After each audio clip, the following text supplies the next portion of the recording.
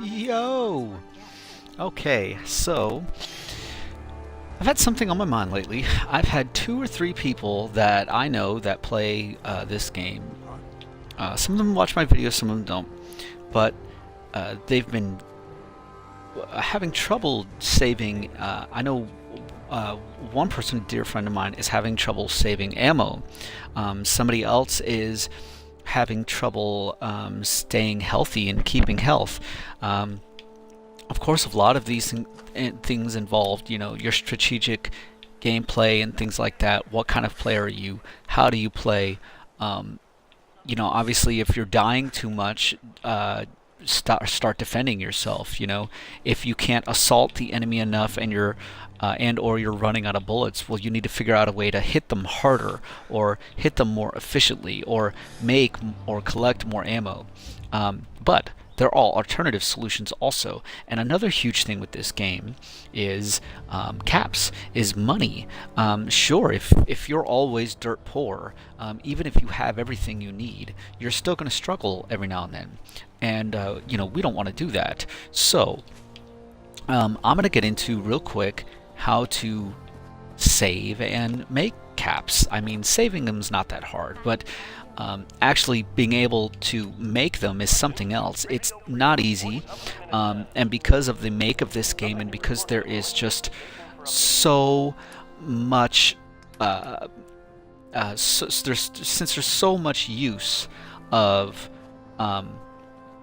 junk in this game, it's hard to figure out how do I make caps? Because in other games you can collect, let's say you can collect 100 miscellaneous items and you really only truly want to use 4 or 5. That's a lot of profit to be made, no matter the economics of the game. In this game, so many things that you pick up are contributed to junk, and inevitably you'll use these one way or another. You won't use them all, and it does take a lot of time to be able to identify what items do I use a lot of.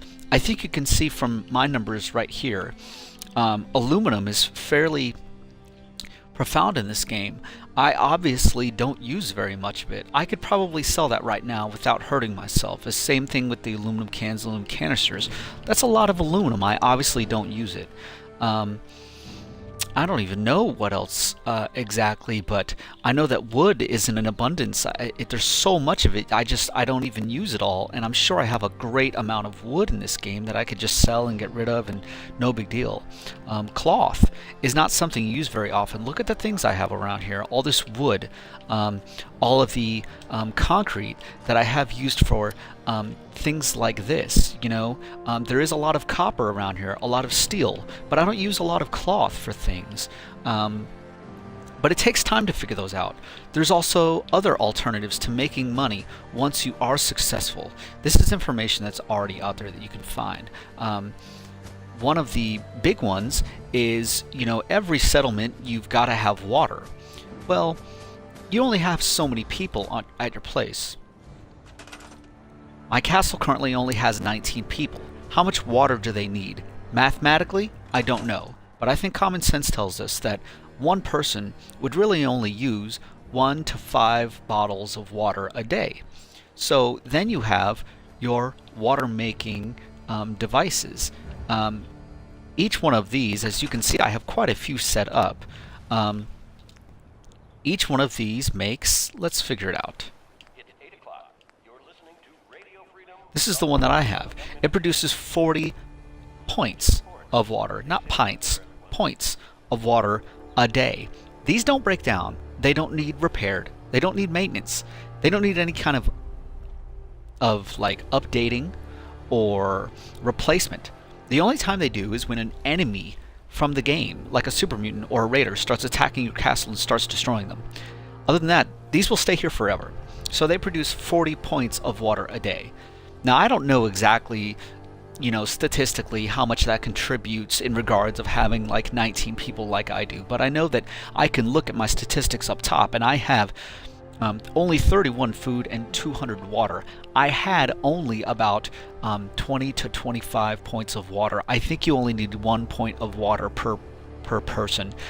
Regardless, I put in all these extra water purifiers, and what it does is when you have water purifiers that you don't use, the game still takes account of how much water you're creating, and it becomes leftover. When it becomes leftover, it goes straight into your local workshop. Here I have 126 purified waters, and I think that you can see that with the numbers that I have of other things, look at all these other meats and things that I have. These all range in the 10s, 20s, and 30s.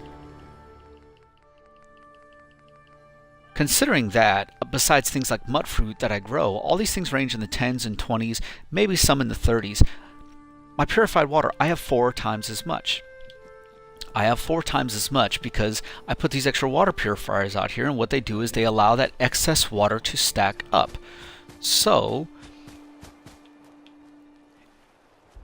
there you have it. It's no coincidence that I actually have 5 water purifiers. One of them is creating water that my people are actually using. The other 4 are excess and are not used. And I bet that if I go a few hours in the game, I would go back and now I have 126 purified waters. I would have many, many more. Also, vendors. Here's a weapons. Here's a shield guy. Now, of course, you know your NPCs aren't actually contributing money to these people. But every time you're growing excess food and excess water, and you have these vendors, which are accessible in the stores menu in your workshop. You can see them here. There's very many. These people also generate money for your workshop. Now you know that you have your own bottle caps in your inventory. When you go to, let's see, I think it's miscellaneous.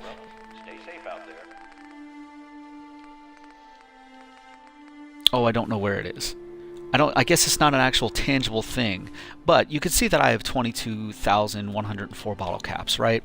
Well, your shops also generate money from you, and I know that if I go in here and I go into miscellaneous, there they are, 1,287 caps. Those are my caps that my vendors made for me. The idealism is that they're making money and amongst each other, and that's kind of like a bank right there. That workshop that I just took out of is kind of like the bank. They have this money sitting by on the side, and it's just being held in there. But, you know, whatever, it's all the same. It's not like they're losing out on anything. I can go over there and scoop that money up, and there it sits. The more vendors you have and the higher quality of vendors you have, the better off they're going to be, the more money they're going to generate from you. So this is absolutely very, very important if you also want to make money in the long run. I can set those down for minimal, I'm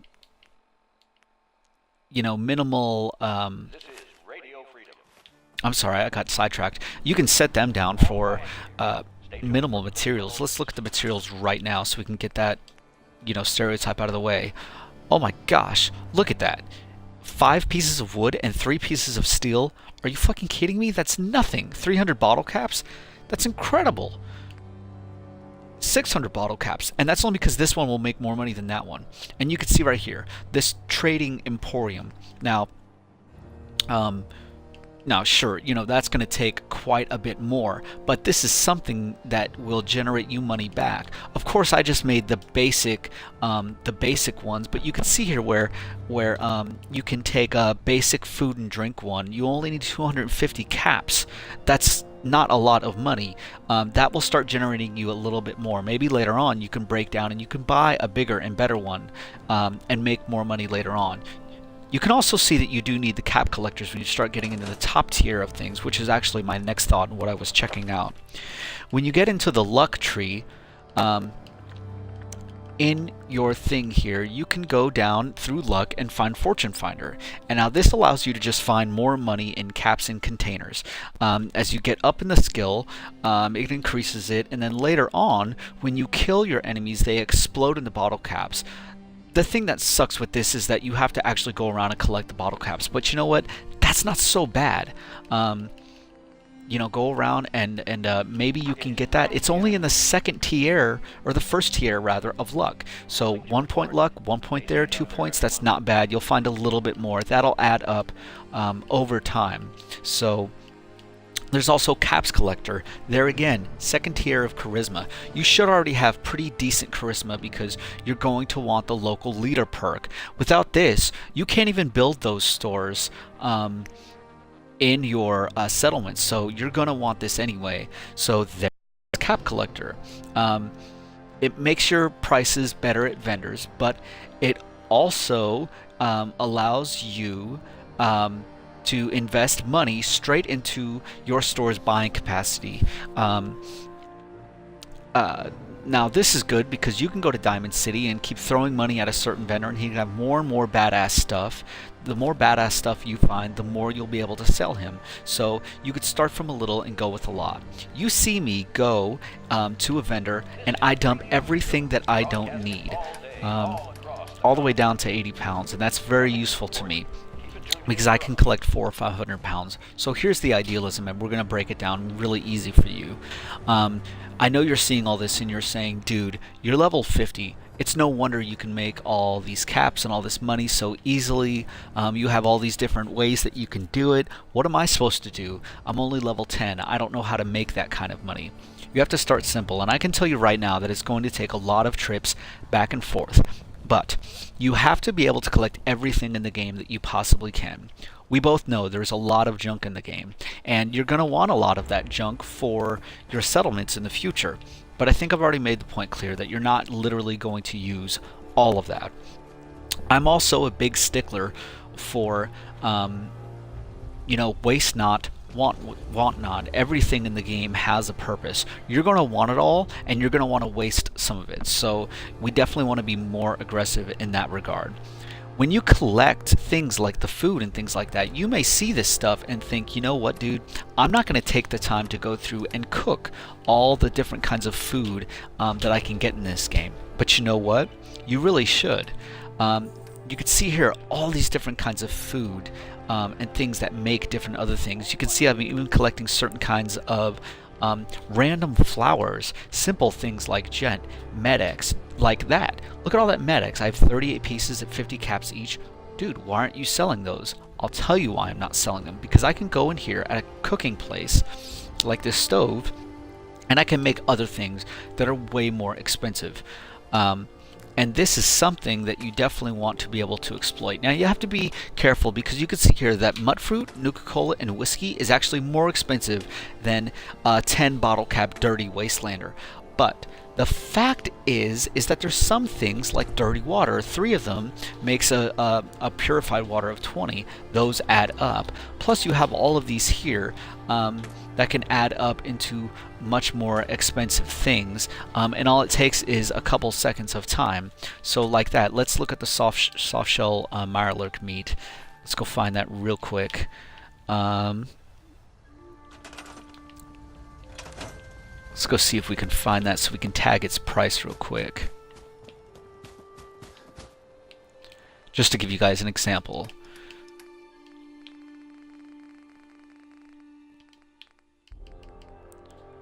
Let me see. So Sasha of Mirelurk meat is 22. It's only 22. This might be a bad example. But you always want to check. You can check things like that. Might be able to come in here to sell some things like that. Where is my... Oh, I don't even know what I had that I could make with it. I had something...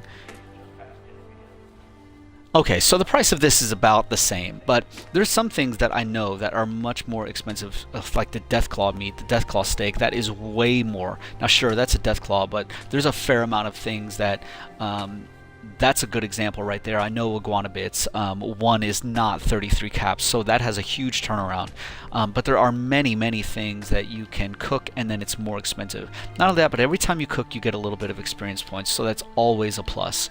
My point is that sure, you're not going to use all this stuff, but you know what? You might as well take it and you can go and make different stews and things like that.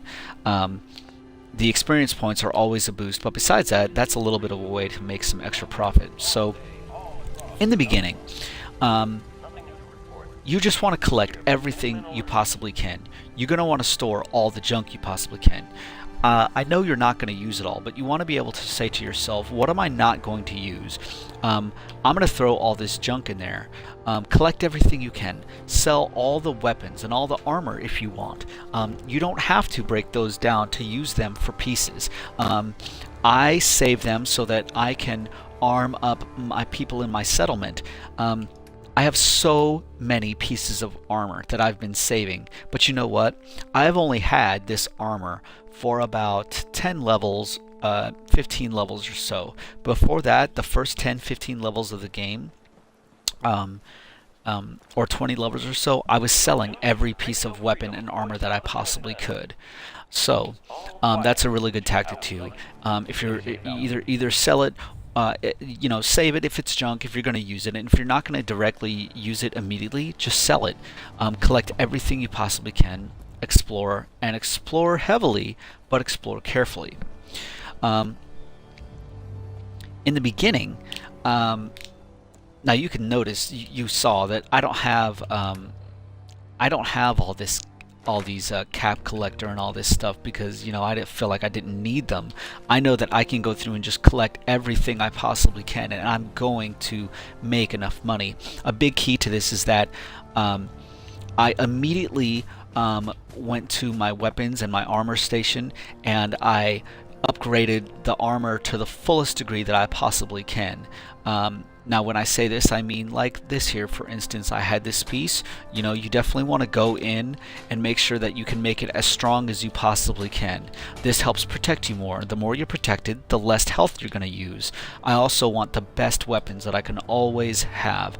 The best weapon you have, the better and stronger it is, the harder you're going to hit your enemies, and the quicker they're going to die, the less health you're going to use. So this also helps just increase your survivability as whole, so that you're not dying and spending time going back and doing the same things over again. Also, you get less afraid to go in and investigate new places and steal more. So I can't emphasize more to upgrade your weapons and armor to the absolute top ability that they could be. You want to be able to develop a strategy that's useful for you. Whether if you like automatic weapons, sniping, melee, whatever it is, go for it. Don't be afraid to go into your perk chart to aggressively look for the various kinds of weapons modifications that you can have. For instance, you could see here this is for non-automatic pistols.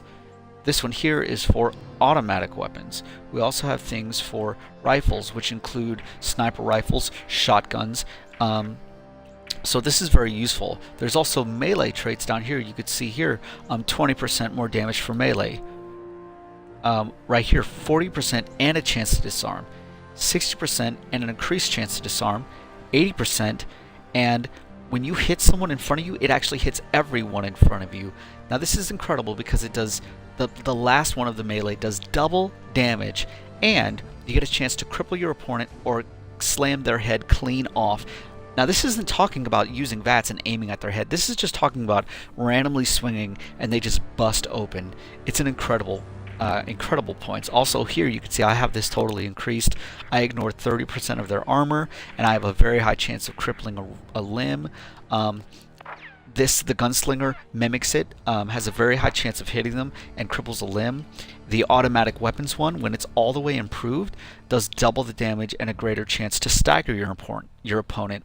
That's very important for automatic weapons, because if you start firing a weapon on them, if you're not only hitting them with double damage, but every single individual bullet that you hit them with has a chance to stagger them, which means they're not running for you, and therefore you have more of a chance of hitting them with another bullet. So that's incredible. You definitely want to invest in having the best top-notch weapons and armor that you possibly can. Don't be afraid to look at your armor when you get it. If you like heavy armor or light armor, go one way or the other. If you like heavy armor, I highly encourage you to use the metal armor. Upgrade the metal armor to its fullest degree, and also consider using power armor when you can. If you like the light armor, that's cool. I highly encourage you to use the combat armor. Use the leather armor when you find it. Use the synth armor when you find it, and then increase that stuff as best you can. I have a lot of energy resistance right now, and I only got that way because I started replacing every single piece of my armor with the better synth armor. You can see I have, however many pieces of armor you wear. I have 1, 2, 3 pieces of synth armor, and I'm still working on it.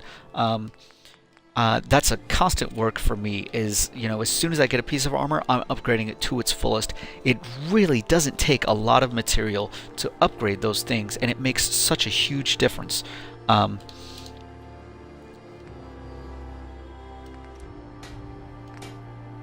See, I know here, if you have no material on this and it's at bottom standard, that's fine. But look at this. It only takes 6 pieces of fiberglass, 4 pieces of plastic, 4 screws, 2 adhesive, 4 cloth. That's not a lot of materials, especially when you're going around just picking up every little possible thing you can. Every little bit helps. So, I guess in the end, my real tip here is to just pick up everything that you possibly can, regardless if you think you'll use it or not. Right? That's the first step. Number 2, cook everything you possibly can. The more you cook, the more experience points you get. You can sell that stuff to be more expensive than you need. When you open up your first settlement, I know you're going to need water.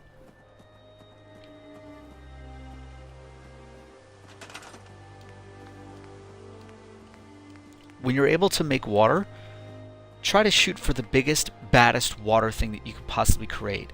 If you really can't get a lot of material, I know that there's this very basic one, very simple, very easy, that allows you to start off. But as soon as you start actually collecting more material, which really won't take you long, you can start making a bigger one. Later on, you could even get enough pieces to make something like this. When you can make one of those in a very small settlement without recruiting more people, you can have one of these, then 2, then 3, and before you know it, you're collecting more and more of those purified waters. And the more of those you collect, the more that you can go and you can just sell them. Eventually, you will get very, very simple materials and 1 extra person to be able to make the stores. When you're able to do that, that's when things really start to change for you. You can, all the while you're doing this, very simple material, very simple money. For instance, this, as soon as you get like a few hundred bottle caps, I would definitely invest in a little 300 cheap, 300 bottle cap cheap little trading stand, because this will also allow you to be able to run in and sell your stuff to your own people very, very quickly. Selling to your own vendors doesn't take money away from you. It doesn't damage that income that you have within your workshop at all in any way. It's totally and completely safe. So I highly, highly encourage you to build these as soon as possible and try to just stick more and more people to them. It only takes 1 person to run them. And as you saw, there's a number of small stores that you can have. Each one of those are available to you to be able to sell things that you're not going to use, including like that armor, the weapons, and things like that.